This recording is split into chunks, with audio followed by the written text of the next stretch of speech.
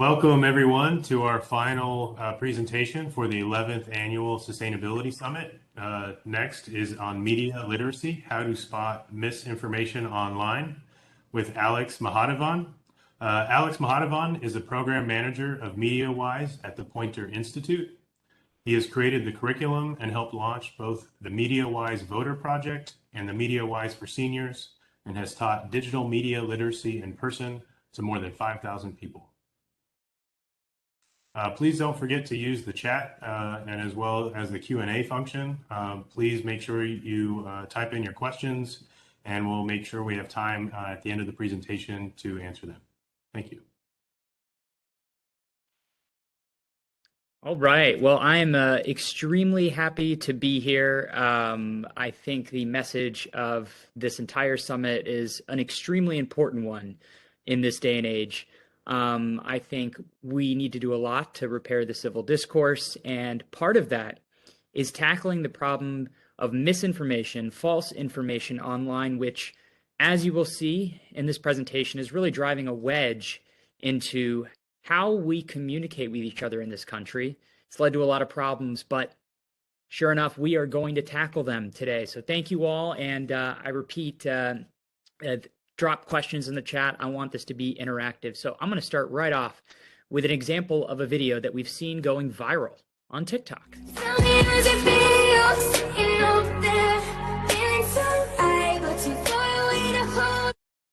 Now, that is a video. There's a lot wrong with it, starting with the unhealthy body images, but it is selling some sort of miracle coffee that is supposedly able to help you lose weight, but can actually be quite harmful. So the problem is there's some issues with this profile that I noticed right off the bat. So first of all, they're sharing all sorts of videos claiming that you can magically lose weight. And the image, though, is what stuck out to me. Is this a doctor?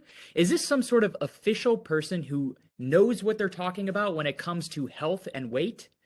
So I did what's known as a reverse image search, and I discovered that the woman in this TikTok profile was actually a stock image of someone who is used to sell stethoscopes. Now, this tells you a lot.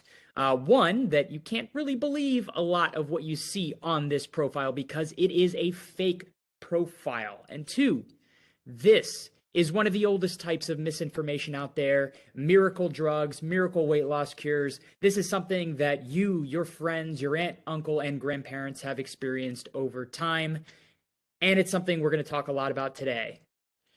Quickly, about me. My name's Alex Mahadevan. I have been a fact checker for a couple of years now, but I was originally in local news, and I did a lot of video work. In this video, still image you see, I'm getting knocked out by a Golden Gloves boxer, and honestly, that's pretty pleasant compared to life as a fact checker because it is tough right now in the world of misinformation. There is false info, false posts, lots of terrible stuff out there right now, but I am trying to tackle it and not end up like I did in this video too often. But a little bit about MediaWise. MediaWise was launched out of the Poynter Institute in 2018, originally to teach teens how to separate fact from fiction, but we've expanded from there.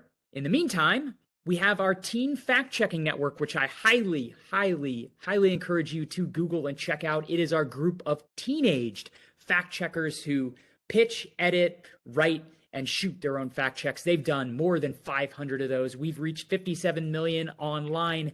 And like I said, we've expanded. We're reaching Spanish speakers in the US, and we've gone international. We'll soon be rolling out programs in Brazil, Spain, and Turkey. And hopefully I can travel there, depending on what the world is like. But on our campus correspondence program, that is what I want to talk about today. That's what I'm representing here at this summit. The campus correspondence program was launched with a MediaWise Voter Project in 2020. We wanted to empower first-time voters, college students, to go to the polls with the best information possible.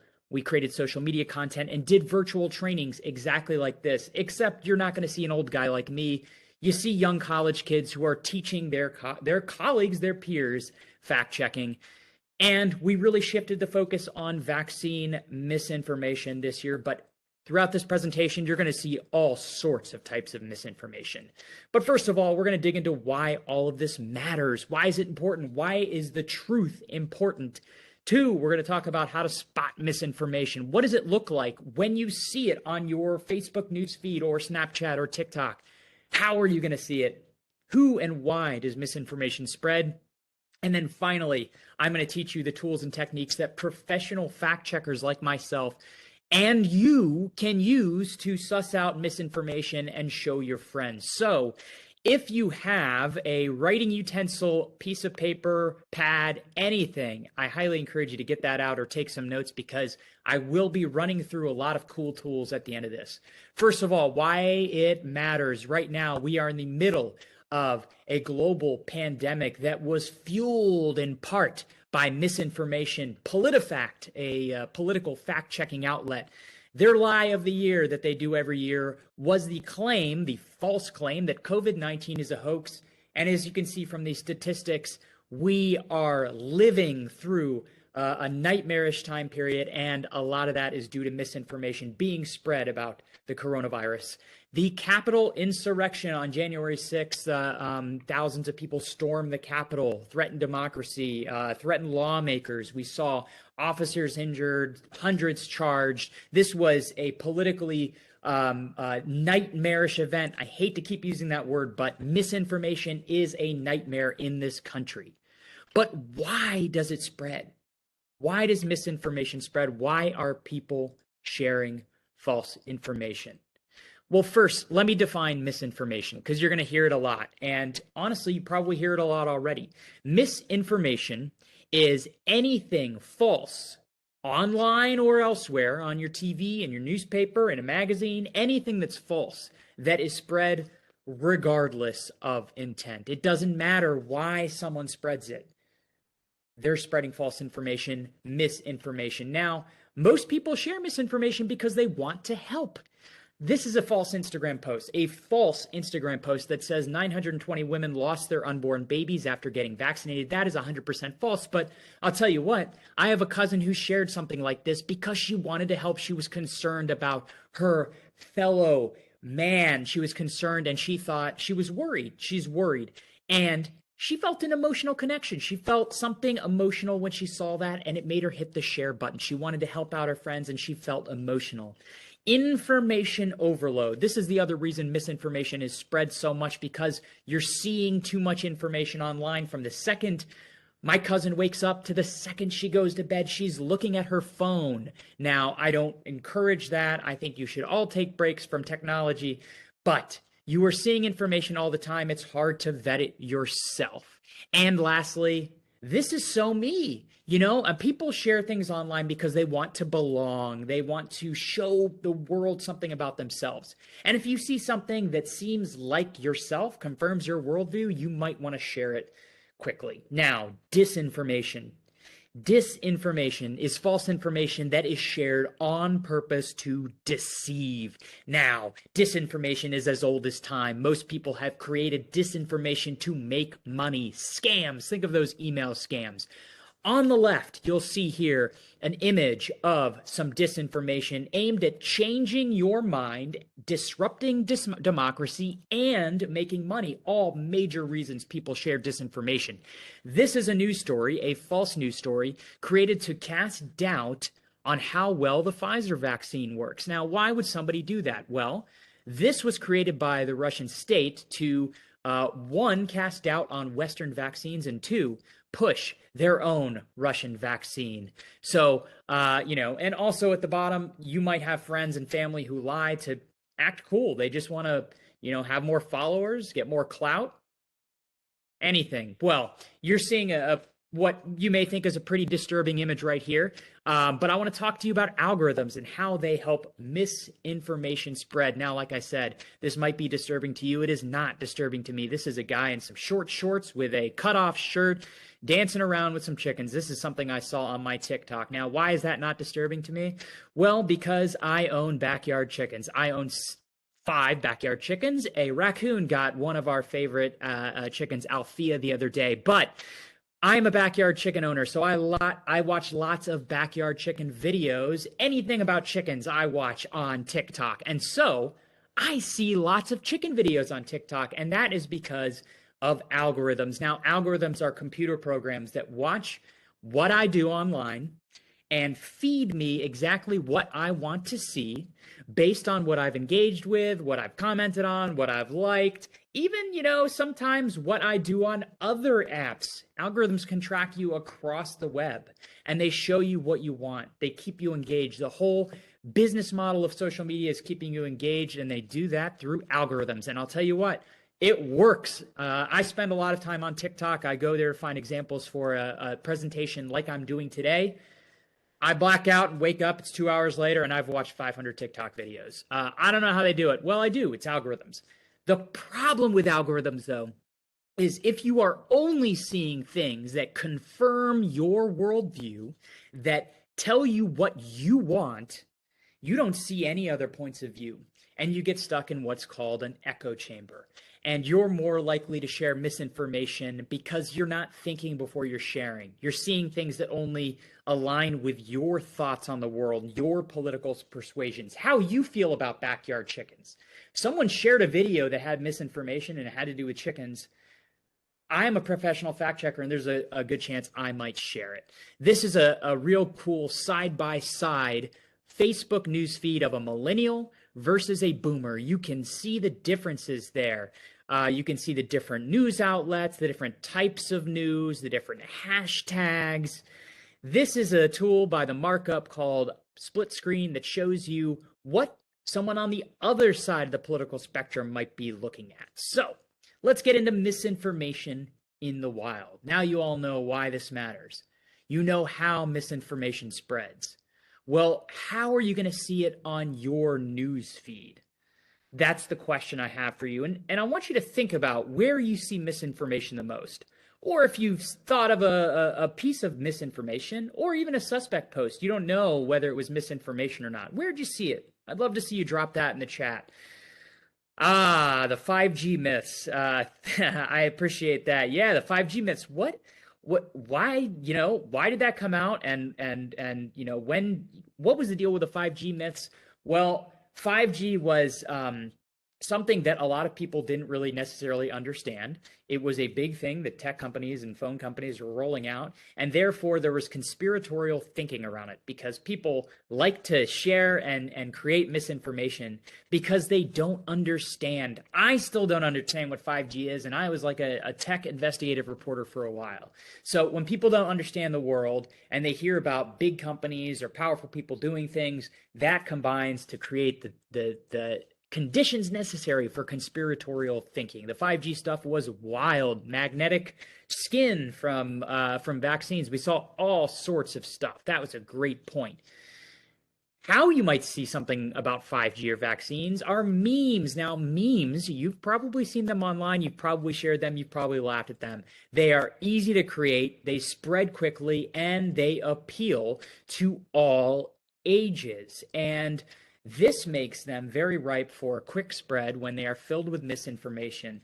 The key to memes is everyone wants to be a part of it. You want to create your own version of the meme. You want to show that you're in the know. So this is how misinformation is shared a lot. And I'll tell you what, memes take you a half minute to create. They can cause damage that would take years to repair. So be careful when you see memes online. Next, images. Seeing is not believing. Images are one of the biggest targets for misinformers. Now, this is a image of basketball player Draymond Green with a vaccine focused shirt. Well, that is not the shirt he was wearing. He was wearing a shirt with a cupcake on it. He shared on Instagram that you all got duped if you shared that image, and that is a manipulated, photoshopped image. Next, you might see videos that are filled with misinformation. So I would just tell him to tell the situation as it is. Since the climate crisis doesn't exist, how can we expect people to want climate action? That's a fair point. Since the climate crisis doesn't exist, since the climate crisis doesn't exist, since the climate crisis doesn't exist, Now, that is what I would call both manipulated and used out of context. Now, this is a very scary type of misinformation because that video, the clip of Greta Thunberg, teenage climate activist, is real. She is saying the words, the climate crisis doesn't exist, but it's completely taken out of context. That becomes misinformation when someone cuts that out of context and shares it with the wrong context. So that is a video that's been manipulated. It has been used out of context, and it can cause a lot of damage. Before I go further, I see a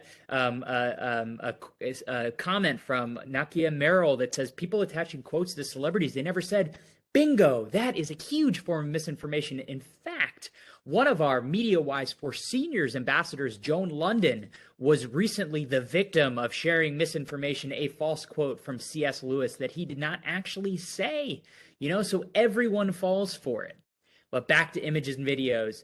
Images that can be shared out of context. This was shared during the gas crisis earlier this year. It says that these were morons in South Carolina filling up bags of gas. Now, that is a real image of bags of gasoline. However, it is from 2019, and it's from Mexico City. So you see images shared from the wrong time and the wrong place.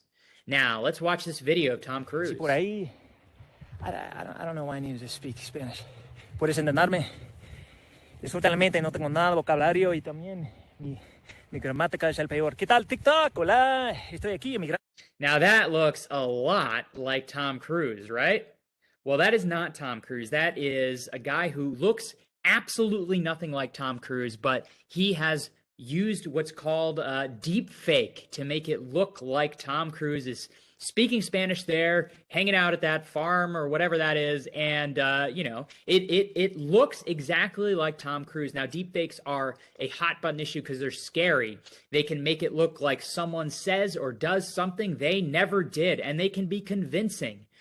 But they are very expensive to make. They use algorithms. Remember, algorithms are going to come up a lot when it comes to the world of misinformation, but they are not the scary one. I will tell you about the scariest, and that is something called cheap fakes. I'm sorry, to do what? To accuse a TV host of murder on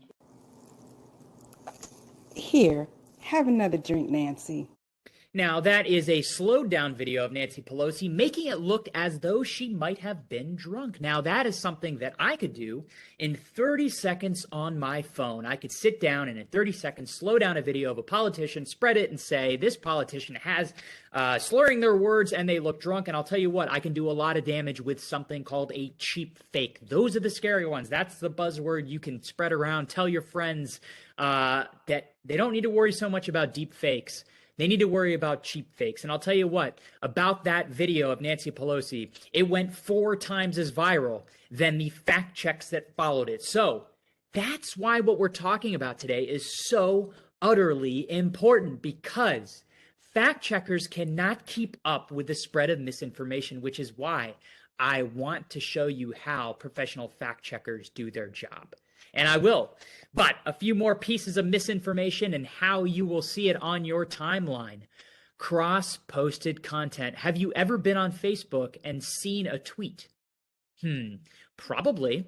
Have you been on Instagram and seen a TikTok video that someone shared? So cross-posted content is something that's been posted by one social media onto another social media platform. Now, this example right here is one of my favorite examples of cross-posted content. It is a fake tweet from AOC that someone screenshotted and shared on Facebook. Another person then opened their laptop, took a picture with their phone of that screenshot, then they posted that themselves on Facebook. That is a fake tweet in a screenshot in a Facebook post taken by a cell phone posted back on Facebook. That is the ultimate cross-posting. And the problem here is posts lose contact, you lose who's behind the post, and it's easy to spread fake posts. You can tell when a tweet is fake on Twitter. You can't just share a fake tweet on Twitter, but you can make a fake tweet and share it on Facebook and easily do something, I call it laundering fake posts. And lastly, this is a big red flag for finding misinformation online. I've walked you through a lot of different ways that you might see it in memes, cross-posted content, videos, images, deep fakes, cheap fakes. But the biggest red flag that you will see is your own feelings, how you feel when you see something. If you see a post online and it makes you angry, you need to stop and check it out before sharing it, because there is, I can say, a pretty good chance that it's not all true. Does it make you feel right? Do you want to share it to prove that you've been right all along? Then you might want to stop before sharing it, because there is a pretty good chance that it's not all true. Does it scare you? This is the one that is the most important now that we are in the middle of this global pandemic, hopefully coming out of it soon. Disinformers, people who create disinformation, the best tool at their disposal is to scare you. I mean, politicians have been doing this since the beginning of time. Fear is one of the most ripe emotions for really scrambling the logical side of your brain. And so if you feel angry, scared, if you feel right, vindicated, if you really feel anything strongly, honestly, you need to stop and check out a post before sharing it. So now I'm going to stop and go into how to actually fact check some of those things that I just discussed. And all of those things that I just discussed were pieces of misinformation that myself or my colleagues at PolitiFact or my colleagues at the International Fact Checking Network have fact checked. Now, the cool thing is anyone can be a fact checker. Anyone can be a fact checker. All it takes is a few tools that I'm going to talk to you about, and the willingness to take the time to do it. I'm going to check the chat real quick, see if there's any gossip over truth on social media. Yes, gossip is also misinformation. Gossip is like the oldest form of misinformation. Think about it. I talked to Joan London. Joan London is a good friend of mine. She's our ambassador at MediaWise for Seniors. And Joan London, she tells me that she used to go to the grocery store and see how many guys she was married to, tons of guys she was married to across all of the different tabloids that she was not married to, but that used to be it. You'd see misinformation in a tabloid when you were sitting at a supermarket, Weekly World News. I love that boy, but now you see it on your phone. You see it really everywhere. Are there any apps or websites that filter misinformation? So that's a good point. I will say that on Facebook and Instagram, they flag posts with this is misinformation. It's flagged and says this post is false. This post is missing context. But yes, PolitiFact does that. PolitiFact is actually a third party that does that. So that's really great. Don't use Wiki. Now, I got to tell you something that might really butter your bacon here. You can use Wikipedia as a starting point. Wikipedia has actually become a pretty good source for fact checkers to start out, because it is a compilation of a bunch of different sources into one place. Wikipedia has little locks that you can see in the top corner of a page to see if it's legit. And there are sources at the bottom. So what I say is, I want to find out more information about COVID-19 in India. I might go to the Wikipedia page, scroll down to the very bottom, and just start clicking on those sources. You find a lot of really good stuff. Wikipedia is a good starting point, but it sure as heck shouldn't be your endpoint. Don't you dare, you can't start citing Wikipedia in papers or when you're talking at the Thanksgiving table. Don't cite Wikipedia, cite legitimate sources. Let's move on and talk about fact checking. So, the most important thing that you're going to leave with here today are 3 questions that serve the foundation of all fact checking that every fact checker does across the world.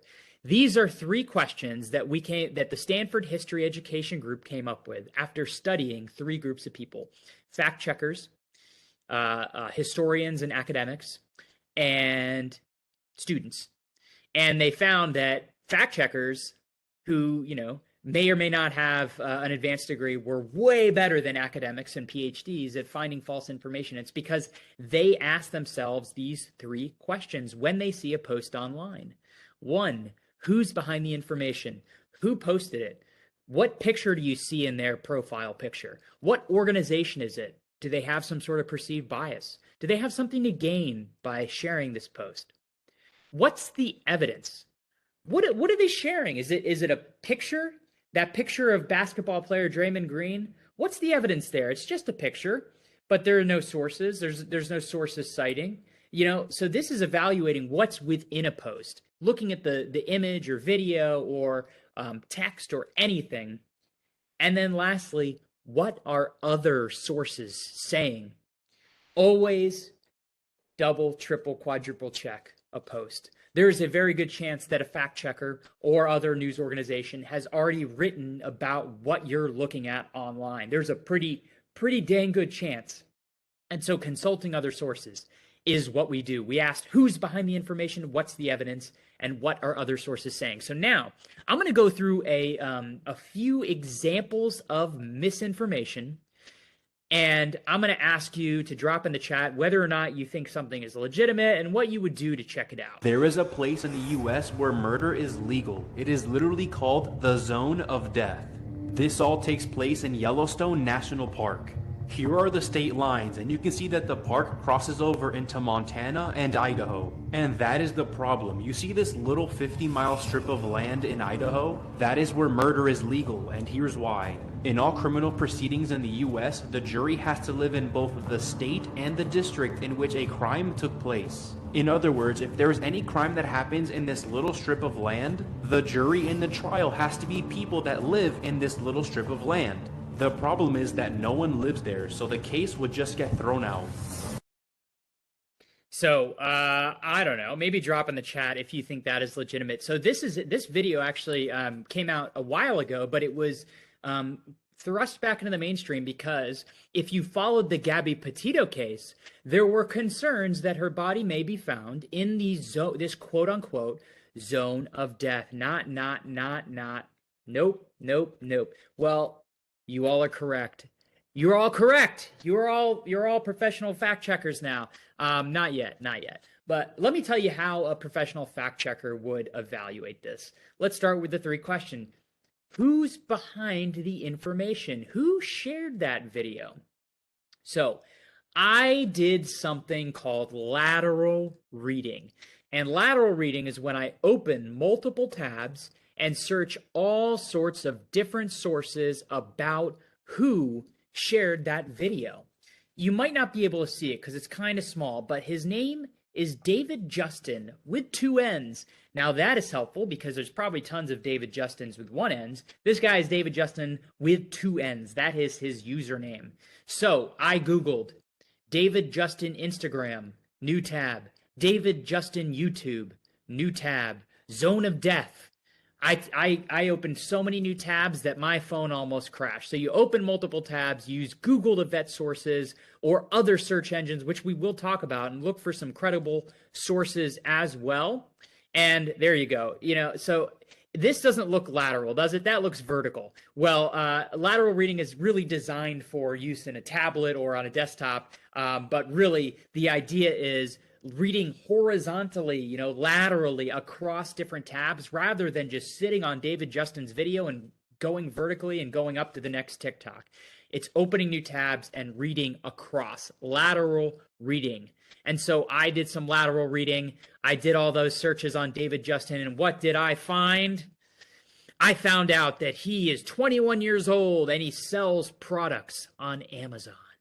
I don't think he has the law degree. I don't think he has any legal expertise. I don't know if I can really trust what's coming out of that video. And I'll tell you what, finding out more and more about David Justin, I think this video is not legitimate. But what about that second question? What's the evidence? Does he cite any sources in this video? He shows a map. Well, where's the map from? Shows a couple of maps. Where's that map from? There are no sources cited in this video or any of the comments. So I can dismiss it right away. does it confirm my worldview or stir emotions? I'll tell you what, it stirred my emotions. I saw this on my TikTok feed, and the big words are "murder is legal." I mean, that freaked me out, you know? So that stirred my emotions. So when you're looking at a post, one way of evaluating the evidence is thinking about your feelings, going back to that, being in touch with your feelings and assessing your feelings. And then the last thing, when I look at evidence, it's not necessarily related to this video, but something that's very important when evaluating any post you see online, especially when it comes to data, is something correlation or causation. Is it correlation or causation? Now, think about this. I will show you. So I'll actually show you an example a little bit, but we saw a lot of news stories about nurses that were fainting or otherwise getting sick after getting the vaccine. But you would eventually find out that these nurses had pre-existing conditions that were prone to faint due to needles. So there was correlation between getting the vaccine and either fainting or something, but it was not causing it. So that's another thing to really keep in mind when you are going through these questions. And what are other sources saying? Now, I'm actually going to kick it over to one of our campus correspondents and interns who did an actual fact check. If you follow MediaWise, you're going to see a lot of really cool fact checks like this, and she's going to show you. There's a place in the U.S. where murder is legal. What? So when a claim like this shows up on your feed, you should probably do some further reading to check if the statement is out of context or simply not true, especially when a video doesn't even cite sources.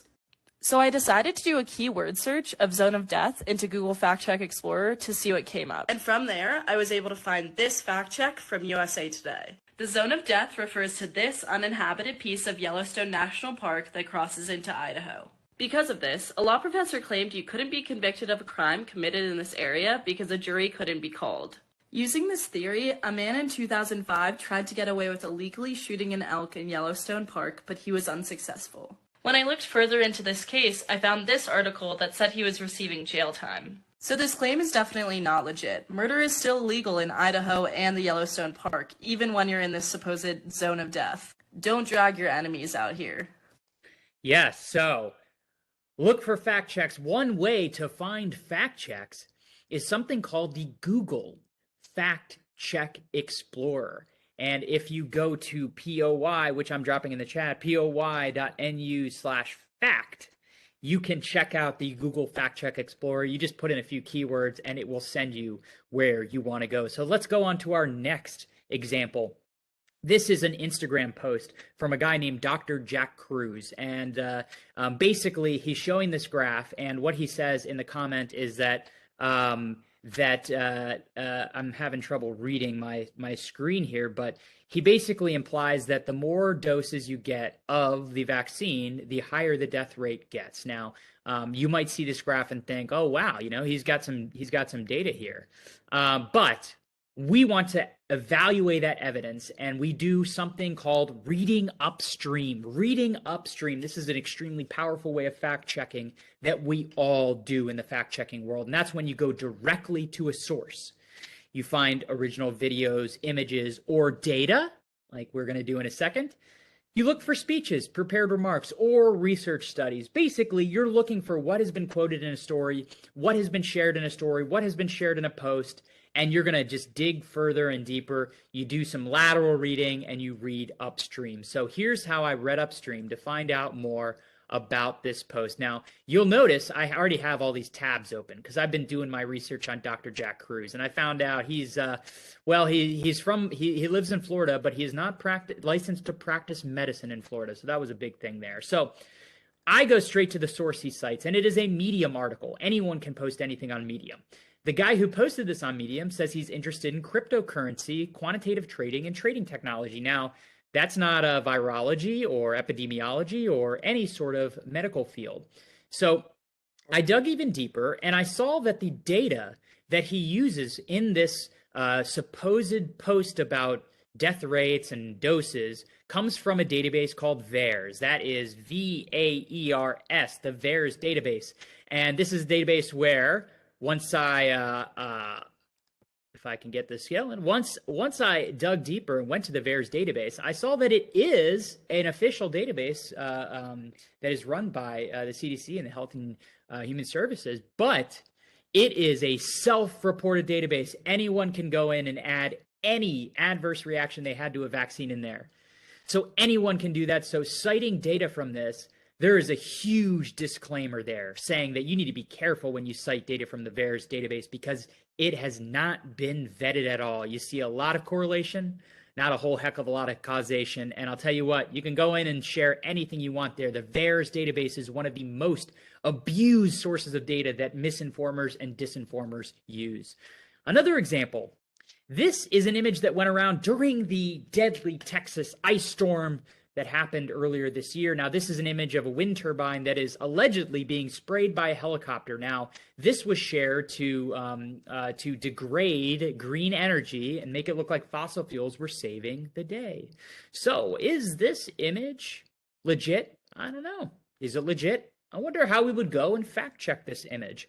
I would do something called a reverse image search. Now, I mentioned this at the very beginning. This is one of my favorite tools, and if you're like me and a gigantic nerd, you might spend all weekend reverse image searching everything you see online to find out more about it because it is the coolest, most powerful tool in your fact-checking tool belt. You would take an image like this, go to images.google.com. They would search for pixel patterns and matching images that show you every time that this exact image or ones that looked very similar have been posted online. Now, the important thing there is you can find out if it's from the right place, if it's from the right date. Yes, catfish. I hear that all the time. I love that. I love that they were teaching fact-checking tools. Yes, you look for dates and context. You can find stock images like I did, and it even works for edited photos. If this photo was edited, which it actually was not, then we might find an image of just that wind turbine, the exact one without a helicopter. And a reverse image search would be able to find that because it matches that pixel pattern using what word do you think I'm going to drop on you? It's a big word that starts with A, algorithms. It uses algorithms. Again, like I said, all comes back to algorithms. And anyone can do a reverse image search. Anyone. This is 14-year-old Isaac Hart. He's our youngest teen fact checker, and he does it all the time. Since we're fact checking a photo in a video, I'm just going to take the screenshot myself and do a reverse image search. Here, I'm just going to take a screenshot of the video. Then I'm going to go to images.google.com, click the little camera icon that says search by image, then upload the photo you want to the fact check. Google will then pull the instances where the same photo has been used, plus similar images.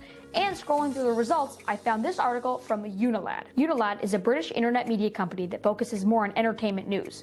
And according to the article, this photo was actually taken back in 2014 in Sweden. So clearly, this photo is being taken out of context. Yes, and that photo went really viral, and some pretty powerful politicians in Texas were sharing it. Totally wrong context. Real image, totally wrong context. But what about videos? What do you do if you see a video online?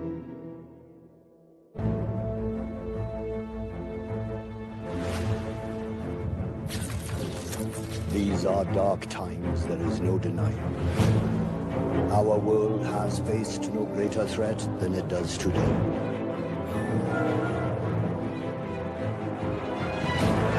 We showed you the wickedness of men. Lord Voldemort has returned. They never learn. The only true freedom lies in not being seen. I just want to be 100% off the grid. So this was shared on YouTube, a platform I haven't really talked about, but you can find a lot of misinformation on YouTube. Now, this is a video that was shared, and like you're not supposed to name him, yeah. Yes, so Faye, you nailed it. So this is actually different movies, but this was supposedly a trailer for the new Harry Potter. And it went viral, and one of our teen fact checkers saw it and was like, this looks a little off. So we started fact checking it, and we wanted to do a reverse video search. So how do you do a reverse video search? Well, you use something called InVid. That's INVID. You can search that in Google or Bing or other search engine. It is a Google Chrome add-on. So you have to have a plug. It's a plugin for Chrome, so you have to be using Chrome, but it is very useful, and I highly recommend it. And it's very easy to do a reverse video search. So here it's as simple as dragging open my extensions, opening InVid, dropping the YouTube URL in, and then I'll tell you what InVid does. InVid pulls out all of the different screenshots from this and then does reverse image searches on all of those screenshots. So I was able to find the screenshot that was actually from 2010. So this is a fun example, but you can use this on all sorts of misinformation. It is a very cool tool. And here's the thing.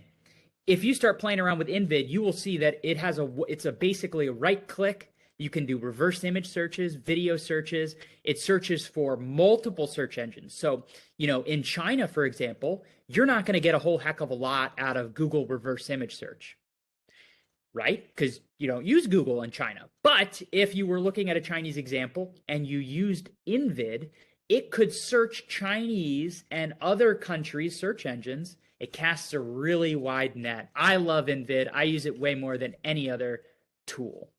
So I am getting close to the end here, but I want to do this is an exercise that I've been doing for a little while now to talk to you about other ways you can verify information online. Now, one way to determine the location of a place is by looking for clues in an image.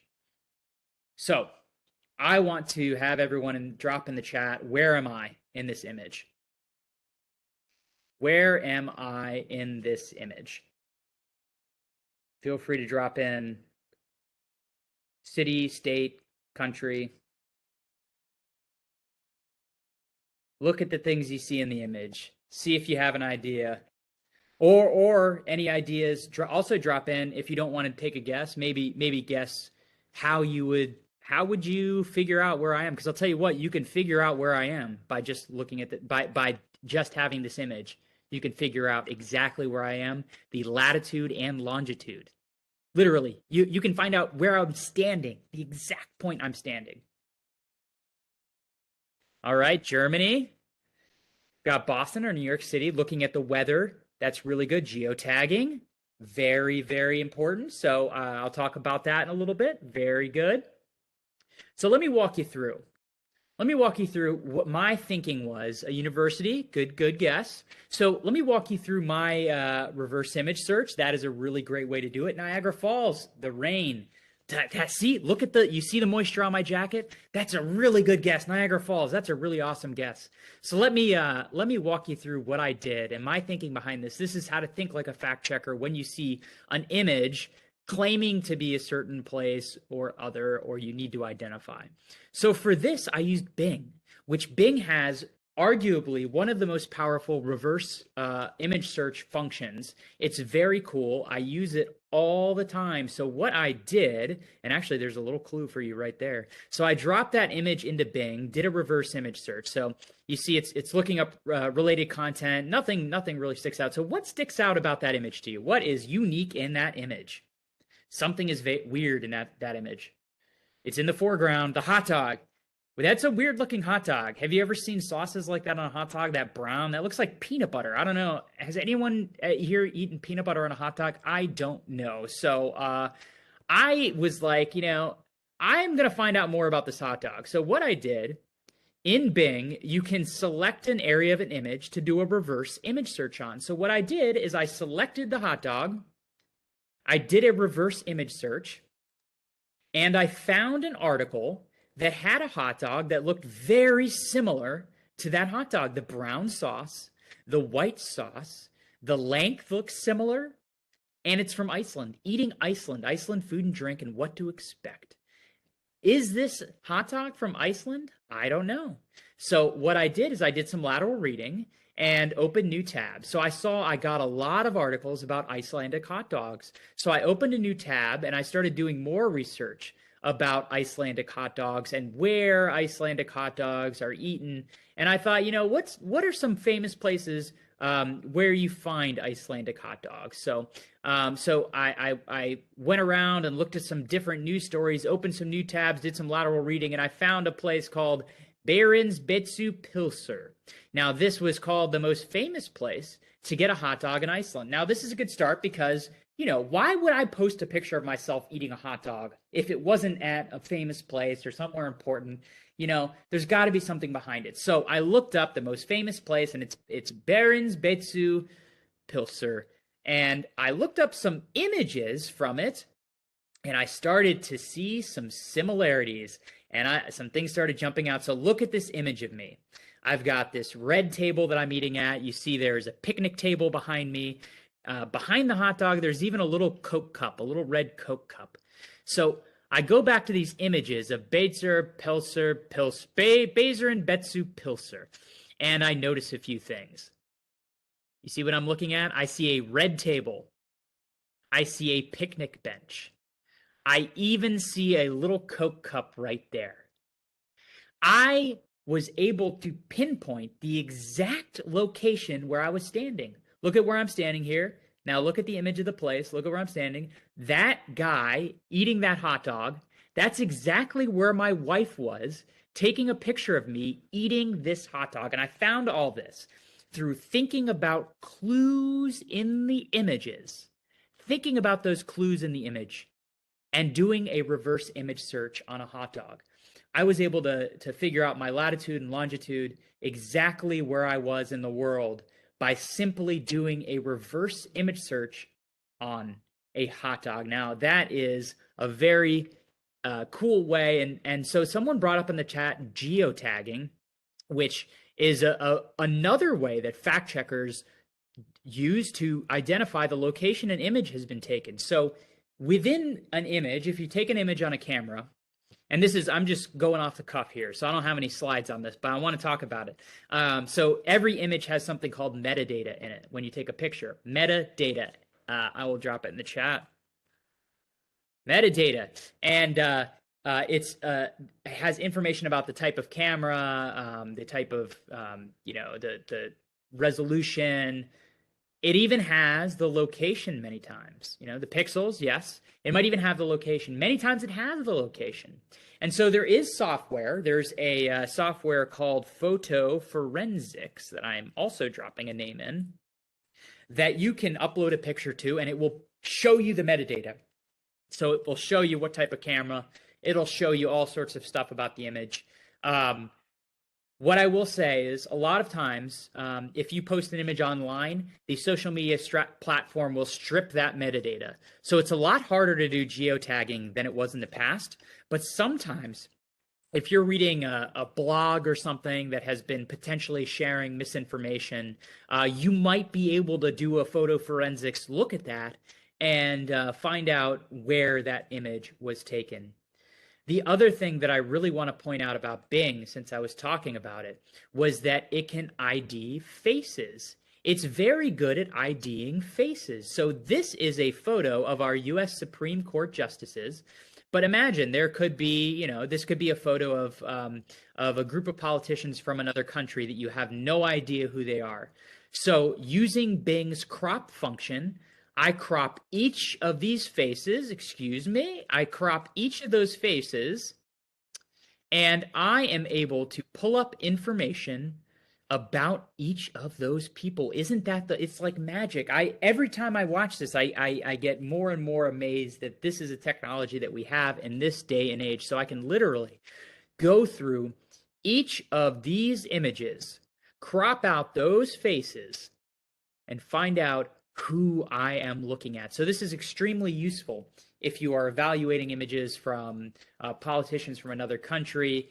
There has been a lot of uproar recently. Facebook, now known as Meta, has shut down its facial recognition software.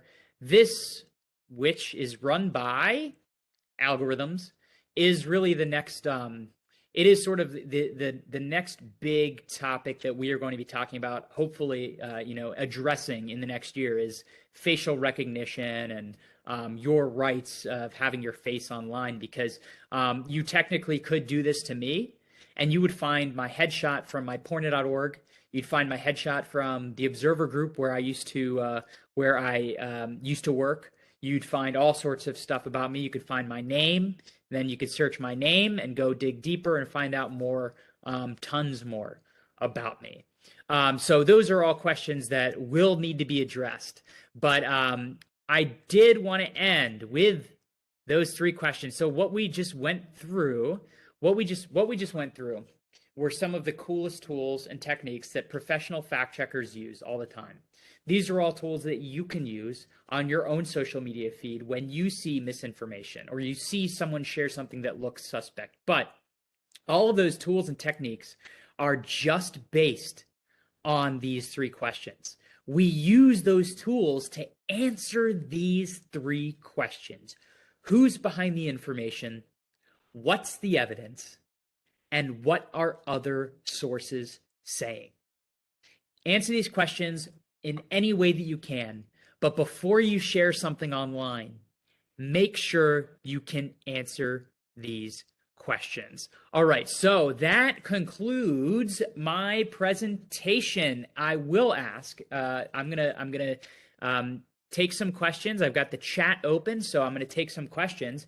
If you happen to have your phone in front of you, it'd be really cool if you could open your camera and aim it at that QR code and complete a survey on this presentation. That would be super helpful. But in the meantime, let me head over to the chat and see what kind of questions we have got going on. So let's see. Pet peeve, people asking on social when they could have searched themselves in that time frame. Yes, that is a pet peeve. My pet peeve too. Gloria asks, I post how to fact check things on social media. I get no likes and shares. What is the best way to make people invested in fact checking? So I want you to think about your presentation today and think about one of the coolest thing that you saw. So there's a lot of cool stuff. And so to get people interested in checking out the authenticity of what they see online, I like to start with a non-political example, because people, when they see a political example, can be immediately turned off. That's why I love the hot dog example. I hate to keep bringing it back to the hot dog, but I love the hot dog example because I am able to find out the exact place I'm standing in the world by reverse image searching a hot dog. Now, if that doesn't get someone fired up about fact checking and verifying things online, I don't know what will.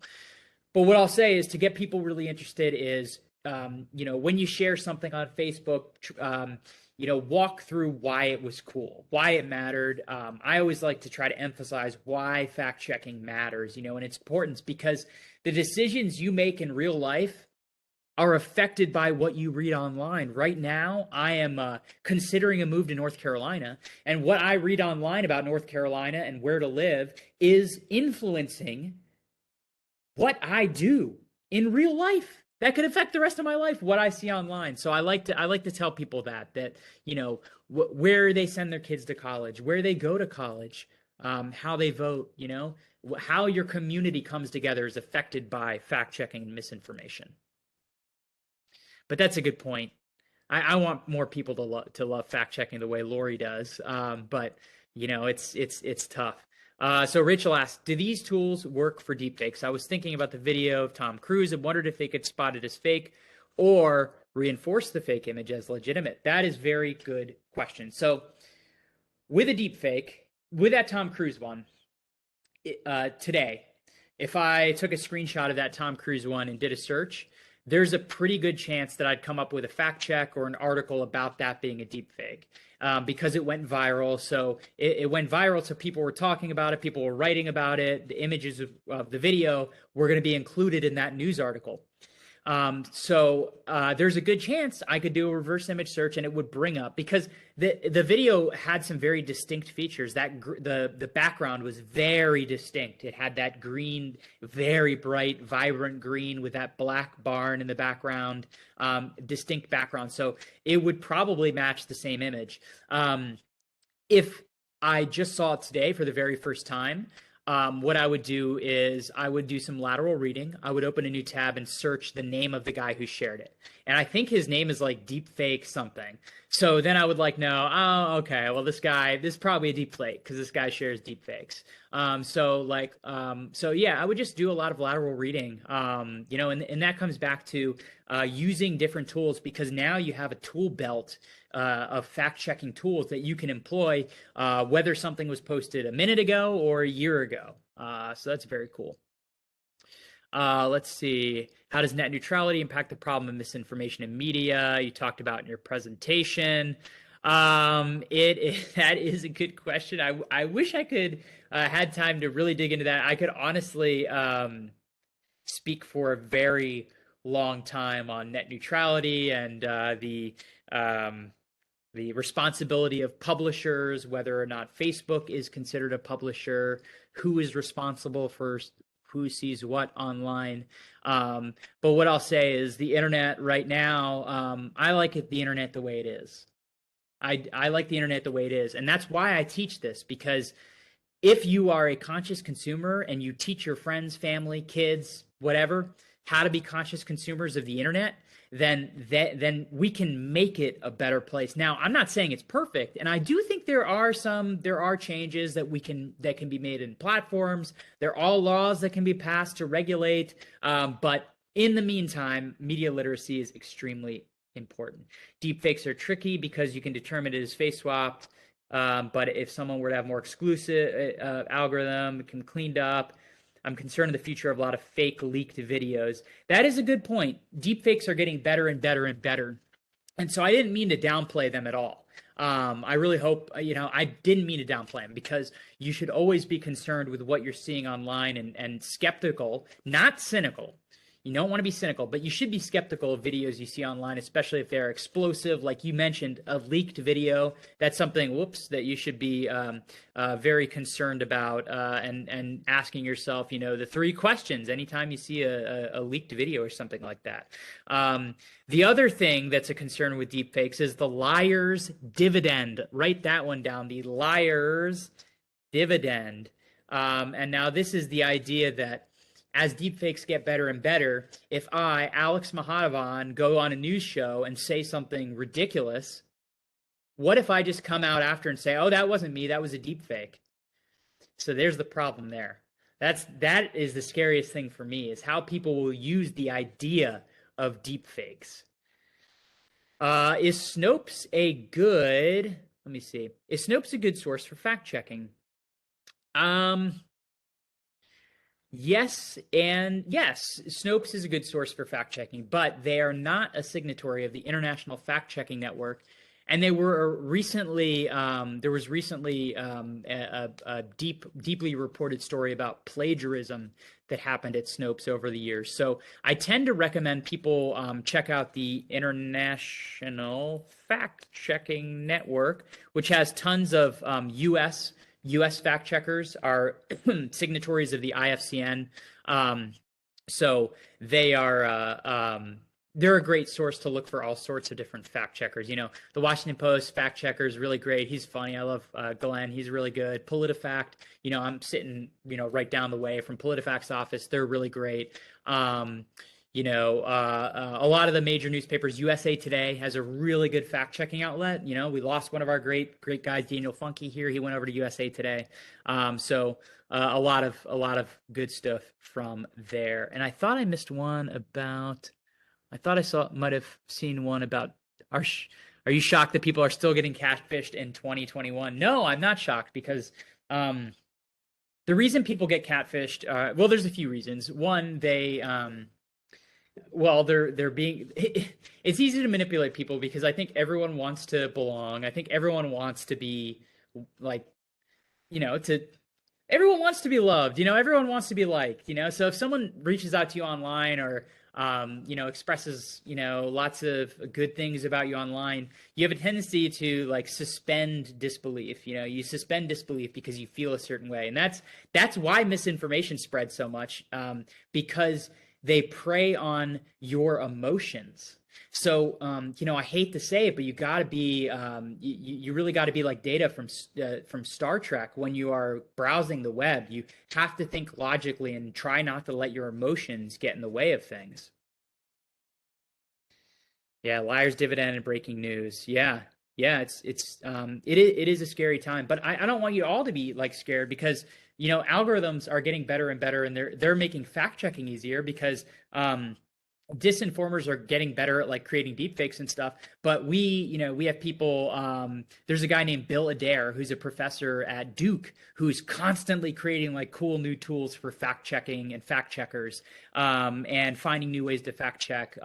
We just had a global fact checking conference called Global Fact. So there's a lot of good stuff happening, and you're here, and now you can all tell your friends about all these fact checking tools. So thank you all. And thank you so much, Alex. We really appreciate you presenting at Dallas College for our 11th Annual Sustainability Summit. I'm going to go ahead and post your email again in the chat like you asked, so folks can follow up after the summit. Please do help and take the survey, and then we'll close out the conference and hear from our Chief Social Responsibility and Inclusion Officer, Ms. Marisol Romani.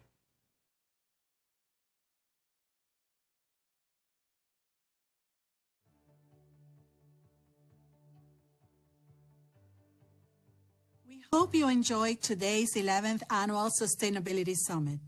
Our theme was Social Responsibility, Cultivating Civic Engagement. Many thanks to our outstanding speakers who reminded us of what we must do to cultivate civic engagement and civil discourse in our society. We must respect ourselves and others. Learn how to spot misinformation online. Practice having courageous and civil conversations about polarizing topics with people whose viewpoints differ from our own. Use our most precious right as Americans, the right to vote, to ensure that our voice is heard and counted. Give our time and resources to nonprofits and non-governmental organizations that are doing work we want to encourage, and help build a culture of respect for common values by nurturing our own minds and hearts through the practice of mindfulness and compassion training. Once again, we express our gratitude to our wonderful sponsors. Because of their generosity, we were able to offer this conference at no charge to our attendees. We also want to thank the numerous Dallas College employees who worked tirelessly behind the scenes to produce this outstanding event. We hope you plan to join us again next year for Dallas College 12th Annual Sustainability Summit. And please, don't forget to fill out the evaluation form that will be emailed to you immediately after today's summit. We appreciate your feedback and use it to help improve future events. Thank you for joining us today.